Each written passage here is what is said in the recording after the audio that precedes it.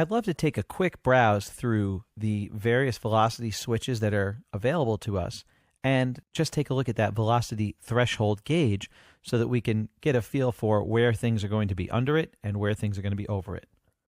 This velocity switch menu will give me access to all the different articulations. We've got rips, where I hit it and you hear a nice big slide. Remember, if I'm under the threshold, you won't hear it. It won't do anything.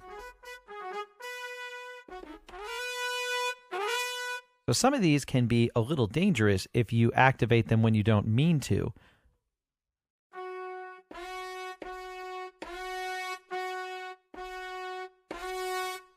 We've got some grace notes. We've got some growl, and this is where I definitely get in and adjust the threshold because you want to be able to jump into that growl. So if I can keep an eye on the threshold as I'm playing, as it gets stronger.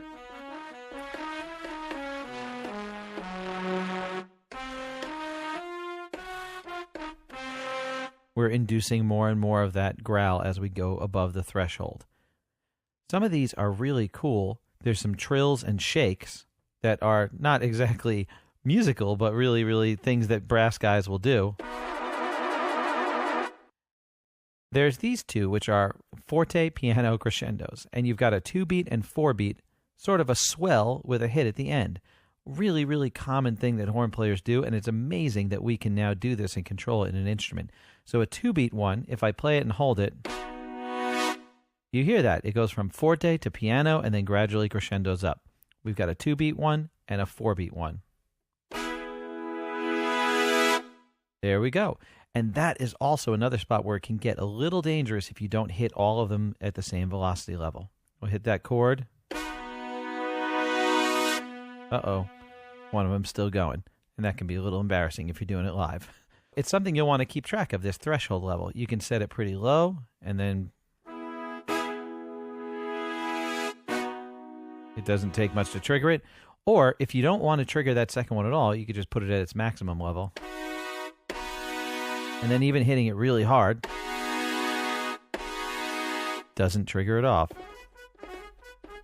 But you put it one below there, or a couple below there, and now you can trigger it. It's something really cool. And keep in mind that humanize will add some slight velocity variation. So if you're going to be playing this really close to the line and really precise, you may want to take the human element out of it, besides yourself, of course. And just because this is made for performance mode does not mean you can't use this when you're scoring and doing production. You can go back in and edit the velocity of your MIDI note after you've played it and trigger a certain velocity level. So if you're recording, I use this when I'm recording all the time. And I'll go back in, and if one of those notes didn't make the threshold, I just adjust the velocity level and put it above the threshold.